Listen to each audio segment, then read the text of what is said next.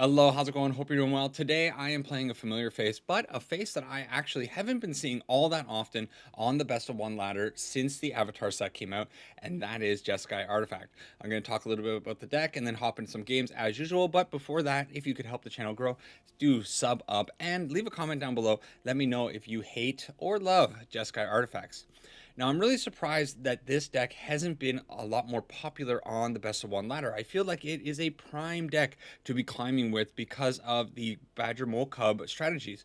This deck is, of course, playing 4 copies of Pinnacle Starcage. This card is going to be really powerful in a go wide, low CMC creature meta, which is kind of what we're into right now.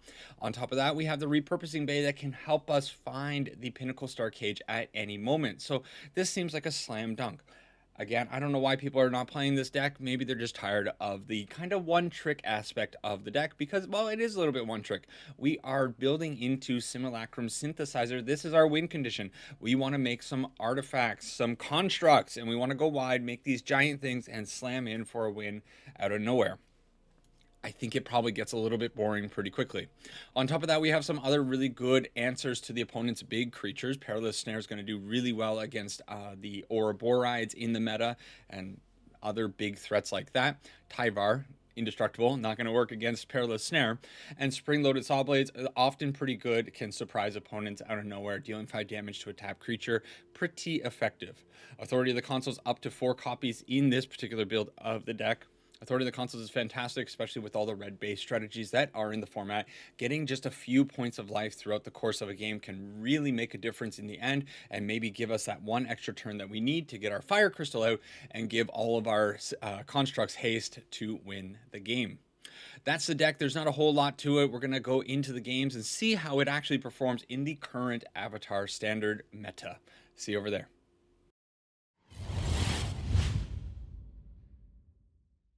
All right, time for some artifacts. Call me boring, but I was actually kind of itching to get back to this deck and try it out again. I personally enjoy the artifacts deck. I am an artifact decked enjoyer.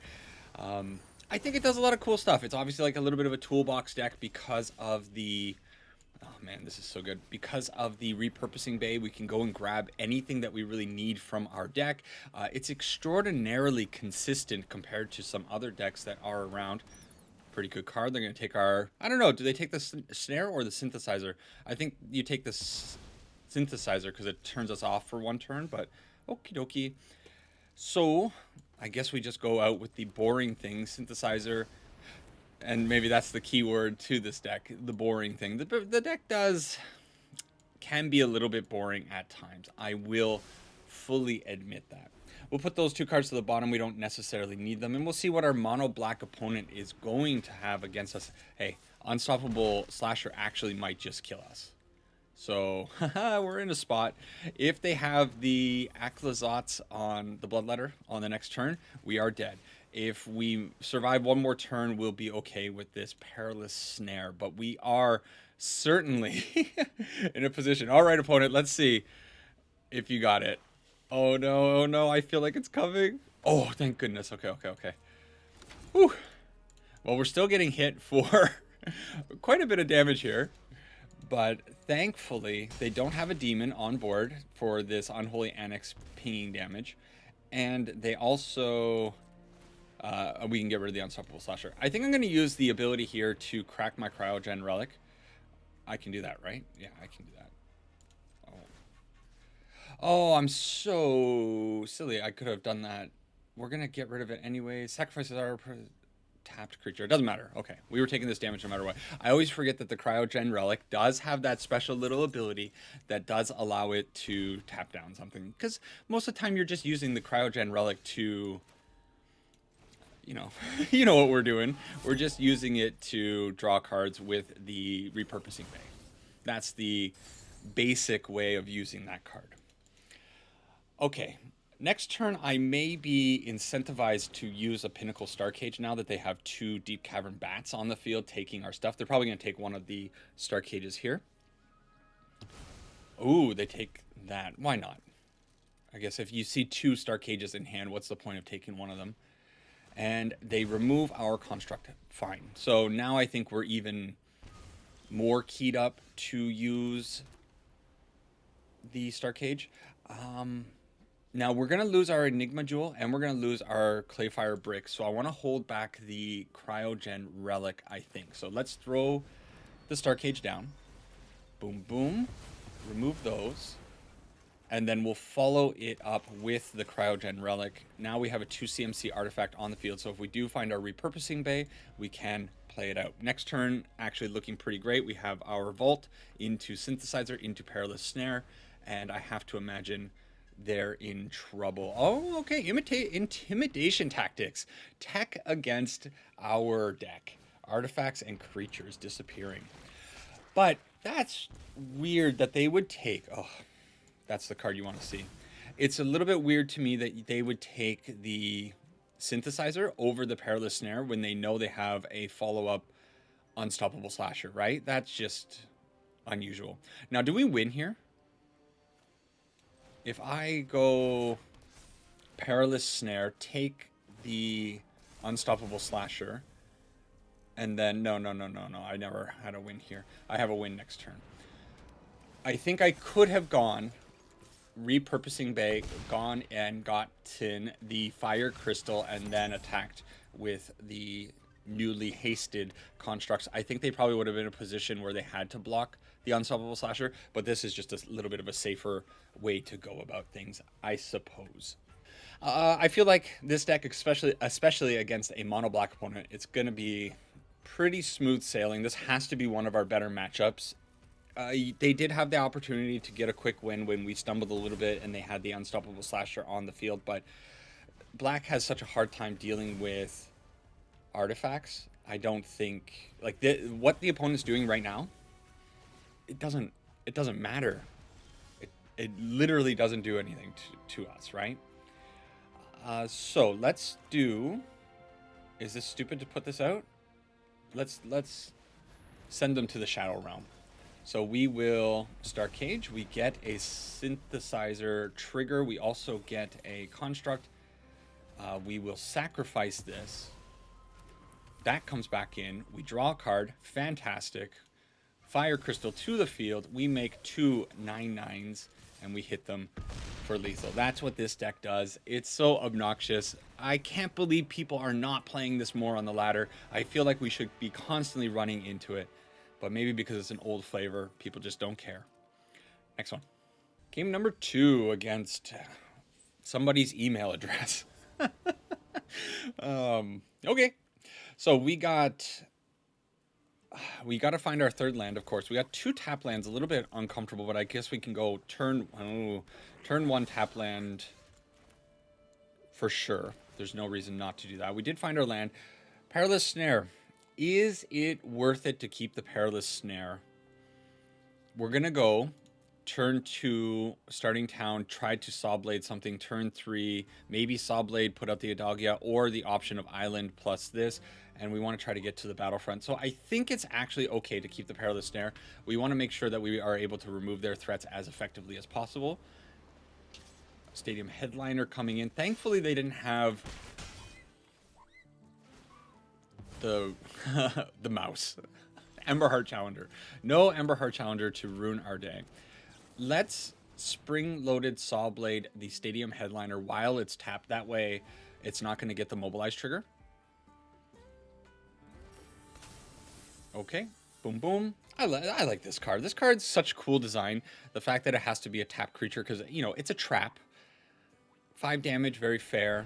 Okay. I like the card's design. I think it's neat.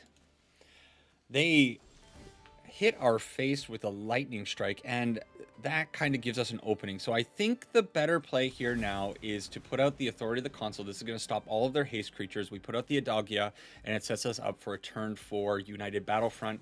Hopefully we hit well, and we'll go from there. We're down to 12, but they're going to have a hard time getting us the rest of the way without putting out creatures. Stadium Headliner's not a great card for this. Like, every mobilized creature is going to just be...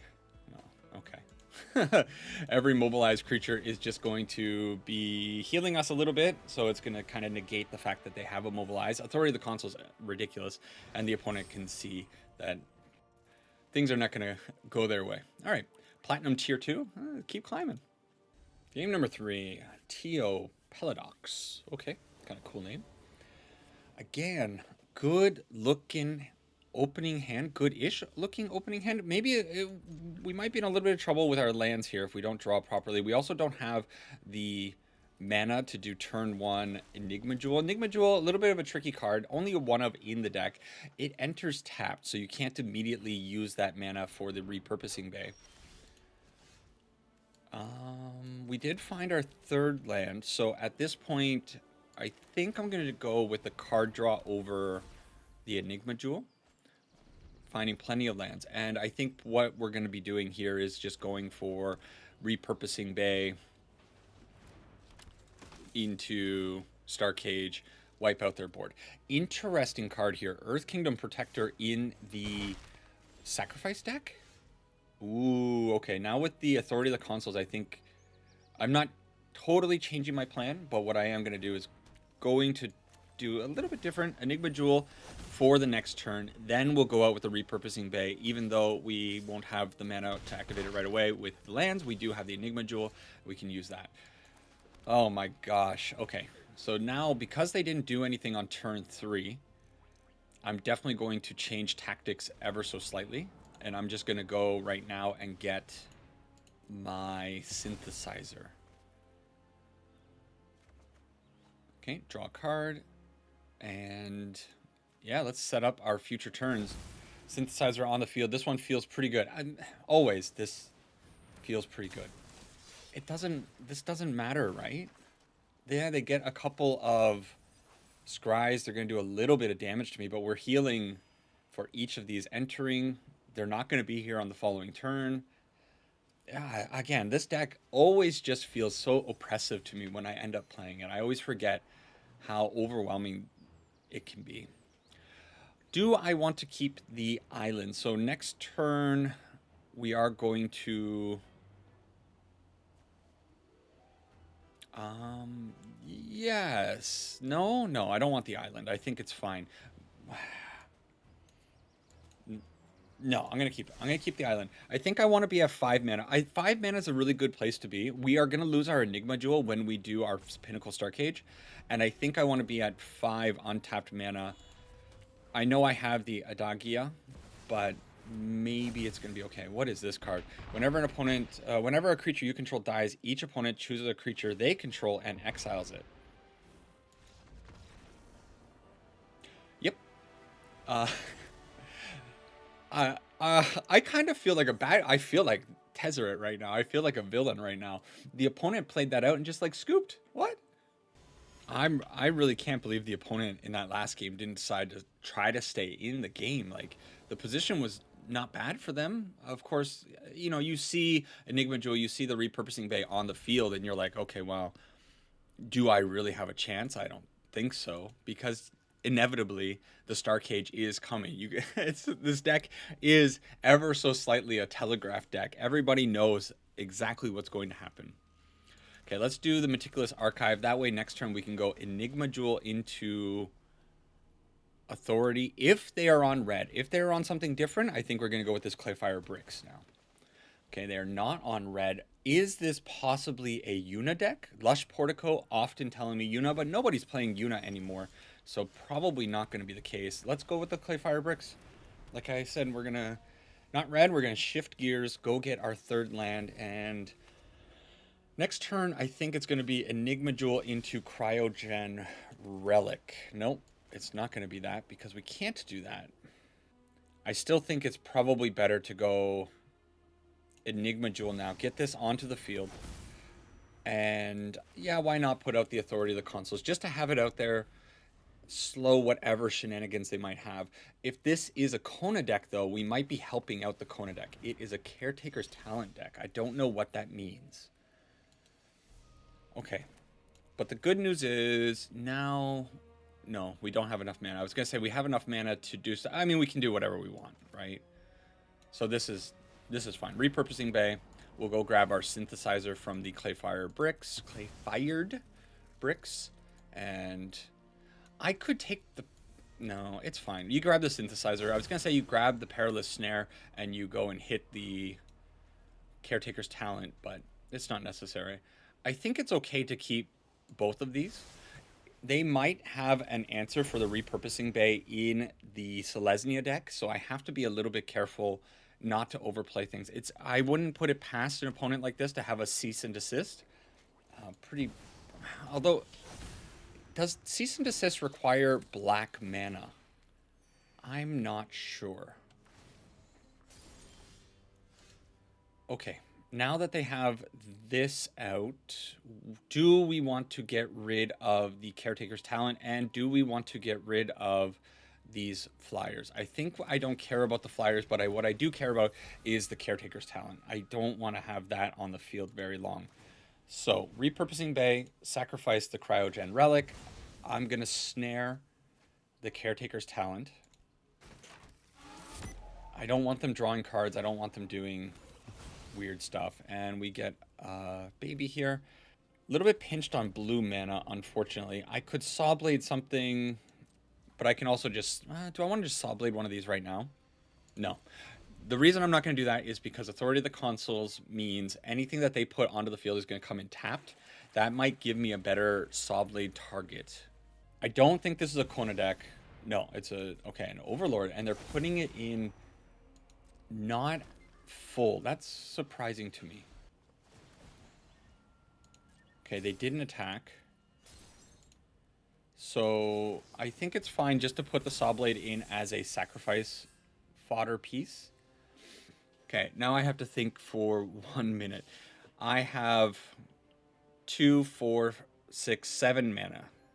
That means I can do Repurposing Bay, put out a second Repurposing Bay, and tap that Repurposing Bay. If I use the first Repurposing Bay to hit... No, I don't... Oh, I do have something. Okay. Do I want to wipe the board? Is what I'm wondering. If I wipe the board with the... If I wipe the board with a... I'm so sorry. Starcage Pinnacle. I get rid of these things, but do I make enough constructs to do the damage I need to kill the opponent? And I don't think I do. So let's just do the safe thing. Sorry, I'm panicking now. I'm panicking, opponent. Oh, I really want to do it, though. Okay, let's find out what happens. I don't think it's enough damage, but it's going to be quite a bit of damage. So we put this out. No, I think it actually is just enough damage. I'm kind of glad I committed to it. This is insane. It's insane. Oh my god, this deck is so stupid. Okay. What is this? What is this? Why aren't you playing this deck if you want to just climb to Mythic right away? Oh, it's so smooth. The One-Eyed Owl is potentially our next victim. The draws have been really good. This is the first time that we've had a hand where we don't just have a Synthesizer or a Repurposing Bay right off the bat. I'm going to try it. And I think the reason I'm going to try it is because we find some card draw, going to be pretty good. If we find the Repurposing Bay with a whole bunch of 2 CMC stuff, we should be fine. This can also be pretty good at taking out any attackers that they might have. They have the Dalkoven encampment, which means that they probably have Mobilize going on. When this enchantment enters, and at the beginning of your upkeep, you lose 1 life and create a clue token. Whenever you attack, put X +1/+1 counters on target attacking creature, where X is the number of permanents you've sacrificed this turn. If X is 3 or greater, that creature gains lifelink until the end of turn. That's cool. That's cool. That's cool. Okay. Do I want to just draw, or do I want to guarantee? Let's guarantee the thing here. So we'll put out the Clayfired bricks, grab the planes, and now we definitely have 4 lands. If we end up hitting our United Battlefront, we'll be able to do that in 2 turns. Next turn, we have the option of probably Cryogen Relic. I don't think we're going to be Springlord. Oh, although maybe it's worth it to keep... Um, all right. let's just shift on over to the repurposing bay plan. And I guess the repurposing bay plan is to grab the synthesizer. You do the one trick. Man, how many one trick wins am I gonna get out of these 7 games? That's all the deck is. But it's kind of a fun one trick. Isn't it? Give me a 3 CMC thing on the top. Ooh, authority. You know what? I think I'm gonna keep the authority. If they end up having like a raise the past, it could be important. Even though we can hit them with the Pinnacle Starcage, because they have the Umbral Caller Zealot on the field, they can just sacrifice everything in response to the Starcage and put everything in their graveyard, and then they can bring everything back, of course. Okay. They sacrifice. Oh, it's so cute. Umbral Caller Zealot with the Obsessive Pursuit. They sacrifice the clues instead of drawing with the clues. And yeah, they're going to load up the graveyard. So I could be in a little bit of a troublesome spot here, because it's possible that they can kill me without actually attacking if they get a certain number of like Vengeful Blood Witches, sacrifice creatures, and sacrifice fodder. It could actually work very well in their favor. They're going to hit me for 7 damage though, and they're going to lifelink back 7. That's cool. Oh my god, it gets +1/+1 counters. Nobody told me that. Okay, let's do the clay-fired bricks. And we got to get rid of this Umbral Caller Zealot. I have no choice with that, right? So we will repurposing bay, get rid of the bricks, zap everything away. Is it just better to hit it with a Perilous Snare? Yeah, I think it is. Sure. That way we keep the Enigma Jewel around. And now I think it's probably fine to put out the Authority of the Consuls. What this means is next turn, we're pretty... Are we going to win? No, we're not going to win next turn unless we hit a 3 CMC artifact on the top of our library. Then we'll be okay. But they won't be able to put any blockers on the field because all of these are going to be coming in tapped.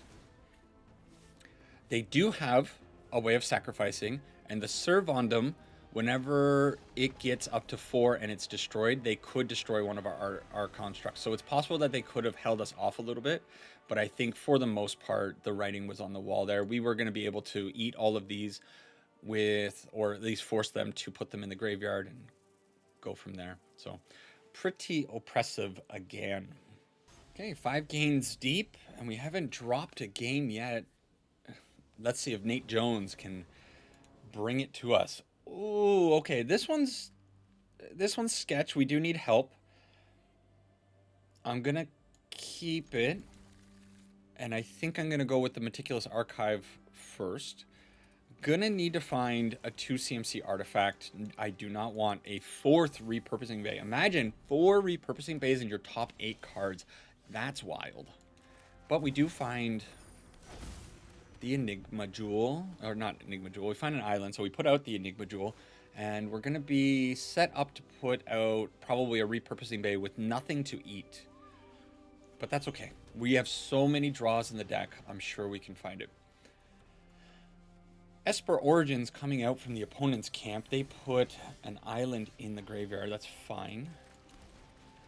Okay, so now we're at the mercy of the top of our deck. We could... I guess we could sacrifice the Enigma Jewel next turn if we're feeling a little desperate. I'm going to wait 1 turn, because if we draw a 2 CMC1, we're in much better shape, but we don't. So in this case, I think I'm going to do this. I have never done this before, where I kind of go up the ladder from the Enigma Jewel, but I think it's fine to do it this way. Do we want to get a Plains out of our library? Yes, we do, because we want to hit that magic number of 5. 5 is the best place to be. I'm not worried about an Overlord of the Hauntwood, so we just throw in a 2nd repurposing bay, and now from this position, I think we'll be pretty good. Next turn, we can go get the Synthesizer with this, and then put out a 3rd repurposing bay. What is the mana value of an Esper Origins, a summon Mauduin? I think it must be 2, right? Oh, we're drawing all our lands. Okay, the Scry 2 from the Synthesizer should also help quite a bit. Okay, Sawblade is okay. We don't want the land. Sawblade can come in and find us another thing. And I think it's probably okay to throw out the Pinnacle Starcage, mostly because I want to know if it hits the summon. It does. Okay. We make a 5/5.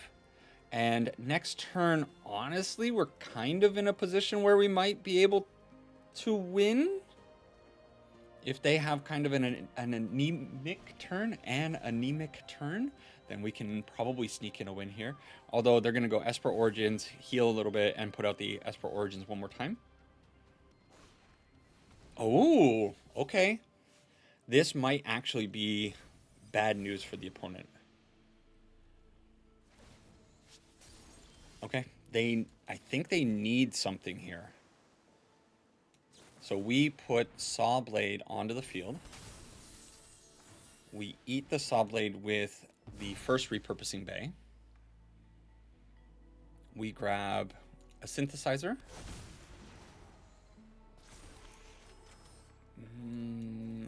It doesn't matter. And then what happens to this? Does this come back as...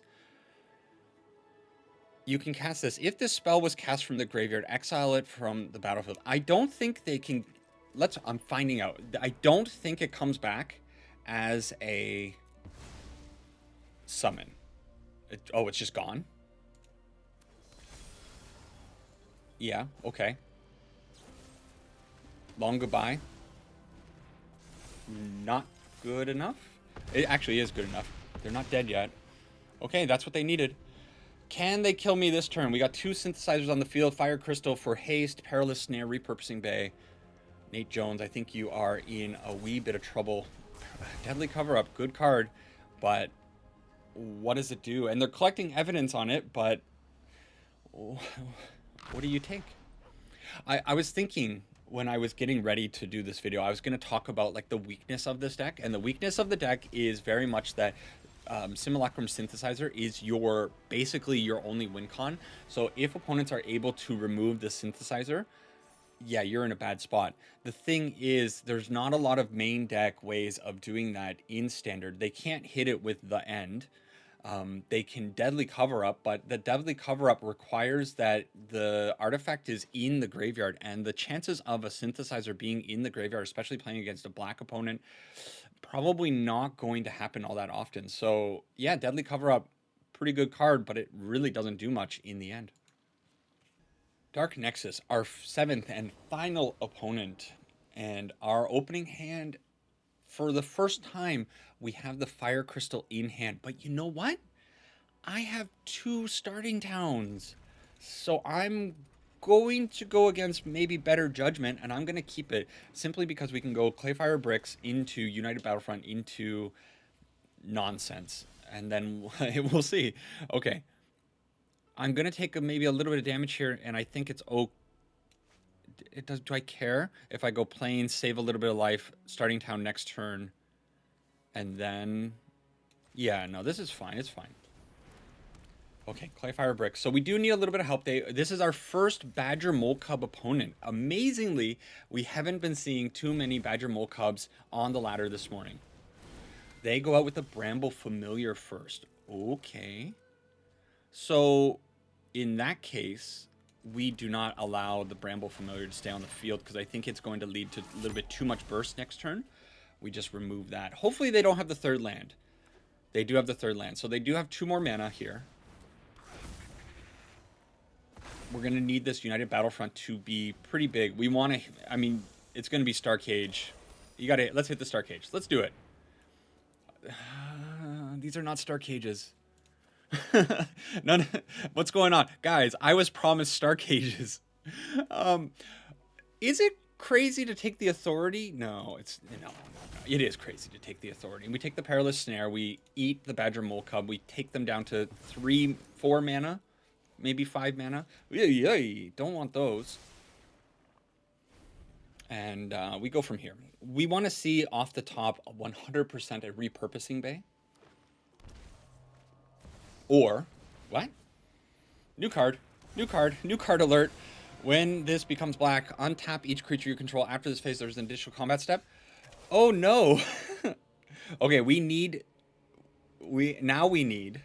this Cryogen Relic to be very good for us. It needs to be a snare, actually. That's not a snare. Okay. Okay. No attacks. Oh, we're in a position here. Now I can keep the Quake Mole tapped, I guess. I don't know. Put a stun counter on one tapped creature. Let's find out what happens here. Oh my god. The opponent doing cool stuff. Do they attack in with the Quake Mole? They do not attack in with the Quake Mole. So do I want to sacrifice the Cryogen Relic this turn to get an extra draw? Discard a card, look at the top X cards of your library, where X is the number of artifacts you control. Put one of those cards in your hand, the rest on the bottom of your library. I gotta pay 3 mana, so that's not going to work yet. And this means I'm on a draw. So let's say I draw something, it's a dead card, then I can still crack this, and I still have enough mana to do the thing. Okay. Alright. So... attack? If this doesn't signal what's going on here, I don't know what does. Alright. Boom. And let's do this. It kind of sucks that I'm going to lose my Cryogen Relic, because that means that the Mole Queen can actually come in on us, but I think it's fine. It also leaves us with one blocker back, and the blocker is going to be big enough to kill. Ooh, what a draw. What a draw. I'm at 22 life. I don't care. I was thinking, okay, I need the white mana from the plains to cast out the spell, the Loaded Sawblade, but it doesn't matter. So even if they attack in here, their queen's going to die. I don't know why. Why am I calling it a queen? That card's going to die. We are not finding our big thing, though. So I guess we just do this, right? Pay 2 life. Fire Crystal onto the field. Hard cast. It is possible. And we have... Okay, let's get cheeky. Let's get cheeky. Do you think the opponent has... The opponent doesn't have interaction, right? They don't block. Loaded Sawblade onto the field. 16 damage. There we go. They didn't expect the last 2 damage pumped. Cool, cool. 7-0. We take it down. Jeskai Artifacts. The stupid deck. It's a stupid deck. Let's go to a wrap-up. All right, so probably to very few people's surprise, Jeskai Artifacts performing beautifully. Honestly, like, the games went so smoothly.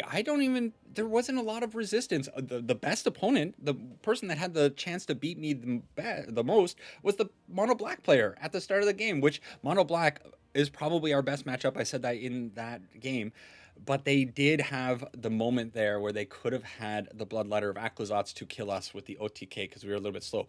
Otherwise, I think most of the opponents just kind of folded. Even in that last game, the opponent kind of popped off with a lot of their mana dorks. Of course, they didn't find the payoff, and we did have the resistance to stop them. But, man, they couldn't get anything going. So... Jeskai Artifacts, fantastic. Now, I've broken the deck down this way because the problem with this deck is the affordability of the deck. Of course, the power is great. The consistency is great. The fun is questionable. Some people are going to like this playstyle. Some people are not going to like it. I do kind of enjoy this playstyle. Call me a villain if you want. And then, but more importantly, the fourth kind of way of ranking a deck is the affordability. And the affordability is absolutely atrocious on this deck. We only have 12 rares in the deck, plus another 10 from the plains and the islands over here. So 22 affordable cards, 38 rares and mythics in the deck. So if you're the type of person that's already crafted this deck, then you're going to be fine. I think you should be playing this deck. People might have forgotten about this deck, but boy, oh boy, I don't think we should be forgetting about it because it is so insanely powerful. And if you are still thinking about crafting this deck, I don't know. It's a really hard sell. All of these cards are so niche, and I think I've said that before when doing past Jeskai Artifact videos. You're not going to find a place for a United Battlefront, a Synthesizer, a Repurposing Bay, an Enigma Jewel. This is not going anywhere else. The only cards that are a little bit flexible are Authority of the Consuls, your Pinnacle Starcage, maybe Perilous Snare, but honestly, nobody's going to be running Perilous Snare outside of this deck. No, it's really just the Pinnacle Starcage, the Authority of the Consuls. Some of the lands are good. Of course, lands are always good, but everything else is such a hard craft in this deck.